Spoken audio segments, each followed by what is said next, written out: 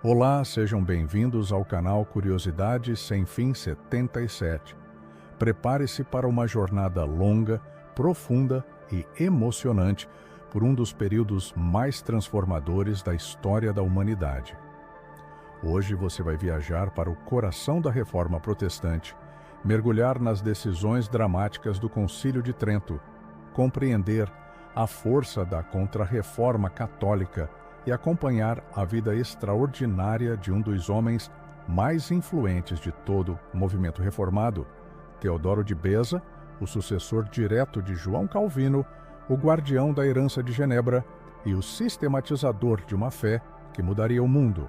Para começar essa jornada, precisamos retornar não apenas ao século XVI, mas também ao clima espiritual e intelectual que dominava a Europa nos séculos anteriores. A Idade Média estava chegando ao fim, e com ela ruíam muitas estruturas que durante séculos deram estabilidade à sociedade europeia. A economia mudava, as cidades cresciam, novas classes surgiam, a burguesia ganhava poder e as universidades se espalhavam pelo continente. O Renascimento reacendia o desejo pelo conhecimento clássico, valorizava as línguas originais, estimulava o pensamento crítico e iluminava mentes com criatividade, ciência, arte e filosofia. Esse movimento intelectual colocava o ser humano diante de novas perguntas sobre moralidade, fé, propósito e verdade. Enquanto isso acontecia, a Igreja Católica enfrentava problemas profundos. Muitos sacerdotes careciam de formação adequada. Bispos acumulavam riqueza e influência política.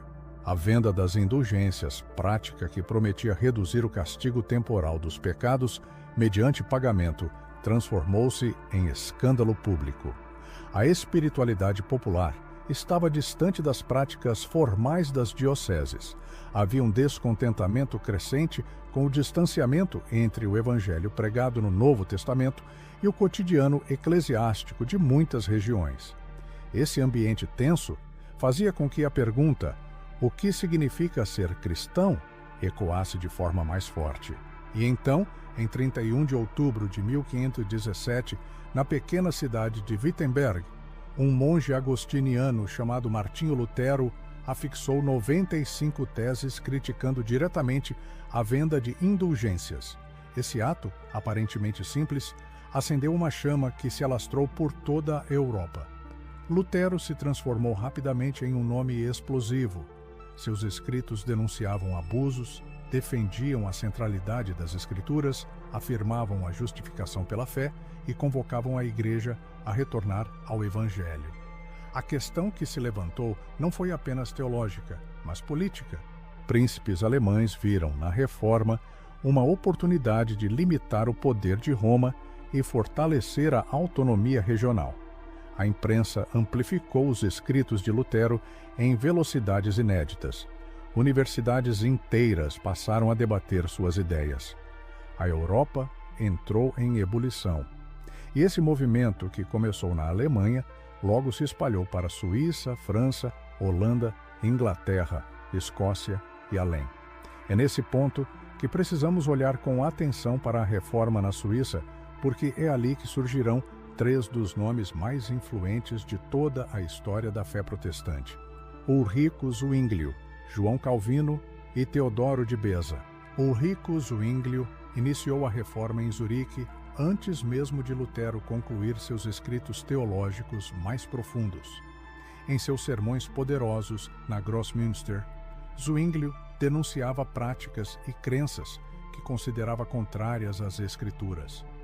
Introduziu reformas políticas na cidade, aboliu missas, retirou imagens e transformou a liturgia. Sua visão sobre a ceia do Senhor geraria debates intensos com Lutero, mostrando como a reforma não era um bloco homogêneo, mas um movimento amplo, tenso e diverso. A reforma suíça ganhou força também em Basileia, com o grande humanista Erasmo e com teólogos como Johannes Oecolampadius. Enquanto isso, um jovem francês brilhante, criado em meio ao florescimento intelectual do Renascimento, encontrava seu caminho espiritual. Seu nome era João Calvino. Calvino estudou direito, latim, grego, retórica e teologia. Era disciplinado, introspectivo e profundamente comprometido com a busca pela verdade. Em 1536, publicou As Institutas da Religião Cristã, um dos livros mais influentes da história religiosa, política e cultural do Ocidente.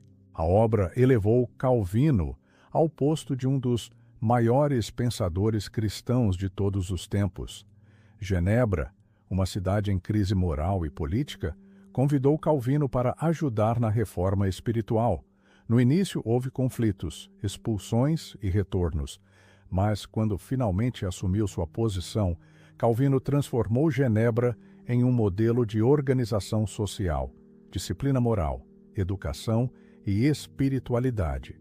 Criou a Companhia de Pastores e a Academia de Genebra, que formaria gerações de pastores e missionários para toda a Europa. E então chegamos ao ponto crucial desta narrativa. Teodoro de Beza, nascido em 24 de junho de 1519 em Vézelay, na França, Beza veio de uma família aristocrática e culta. Desde cedo recebeu instrução refinada. Era dotado de habilidade literária incomum. Em sua juventude, brilhou no mundo acadêmico francês, tornando-se poeta, latinista e uma das maiores promessas do humanismo europeu. Seus professores reconheciam nele uma mente capaz de sintetizar o pensamento clássico com profundidade espiritual. Seu encontro com o protestantismo foi gradual, mas devastador. Ele convivia com estudantes que liam a Bíblia em grego, debatiam Lutero, discutiam Erasmo e refletiam sobre o significado da fé. A conversão de Beza foi profunda, mas também perigosa. A França vivia intensa perseguição aos huguenotes. Beza, agora declaradamente protestante, logo se viu pressionado e perseguido. Sua fuga para Genebra não foi apenas um ato de sobrevivência, foi um chamado. Em Genebra, sua vida se transformou. Ele se tornou um dos colaboradores mais próximos de João Calvino. Admirava a profundidade e a disciplina do reformador, e Calvino, por sua vez, enxergou em Beza o que poucos homens possuíam: sólida erudição, domínio das escrituras, habilidade de ensino, liderança natural e coragem para enfrentar reis e tribunais. Beza começou a pregar, ensinar e escrever. Sua erudição o levou a produzir uma das mais importantes edições críticas do Novo Testamento grego, que seria utilizada por séculos. Quando Calvino morreu em 1564, Teodoro de Beza assumiu sua posição natural de liderança. Ele se tornou o líder da Academia de Genebra, consolidando o calvinismo como um sistema teológico formalizado, articulado e influente. Pastores formados por Beza se espalharam pela França, Inglaterra, Holanda, Escócia e até pela América. Ele foi conselheiro espiritual dos huguenotes nas sangrentas guerras religiosas francesas, defendendo não apenas a fé, mas o direito de culto e a liberdade de consciência. Ele escreveu tratados teológicos, defendeu a doutrina da soberania divina, sistematizou conceitos que se tornariam marcas da teologia reformada e participou de debates que definiriam séculos de pensamento cristão. Enquanto isso acontecia, o lado católico também se transformava. A Contra-Reforma não foi apenas repressão, foi também revitalização. A Igreja Católica reconheceu a necessidade de reformas internas e realizou uma das assembleias mais decisivas de sua história, o Concílio de Trento. Inaugurado em 1545 e concluído em 1563, Trento reuniu cardeais, bispos e teólogos para discutir doutrinas centrais, corrigir abusos e responder às teses protestantes. Ali foram reafirmados ensinamentos tradicionais sobre sacramentos, justificação, autoridade da tradição, cânon bíblico, disciplina eclesiástica e vida espiritual. O concílio também deu origem ao Catecismo Romano, reformulou a missa, incentivou a criação de seminários e fortaleceu a autoridade episcopal. A vida católica ganhou novo vigor. A Igreja se fortaleceu internamente e se preparou para enfrentar a expansão protestante. Missionários jesuítas se espalharam pelo mundo, levando catequese para Américas, África e Ásia. Em muitos aspectos, Trento moldou o catolicismo moderno, tanto quanto a Reforma moldou o protestantismo moderno. Todos esses movimentos, reforma contra reforma, guerras religiosas, concílios e lideranças, convergiam para uma Europa em profunda transformação. Teodoro de Beza continuou influenciando decisivamente esse cenário.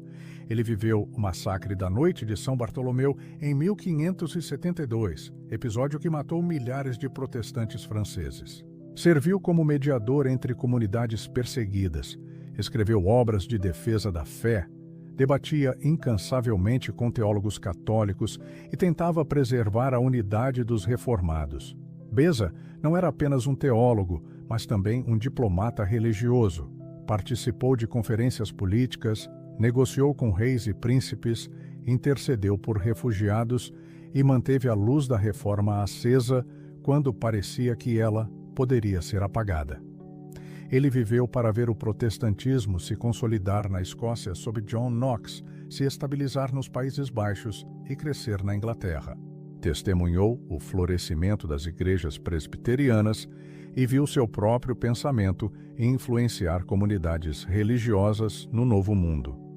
Seu longo ministério foi um testemunho de perseverança, intelectualidade, coragem e fé.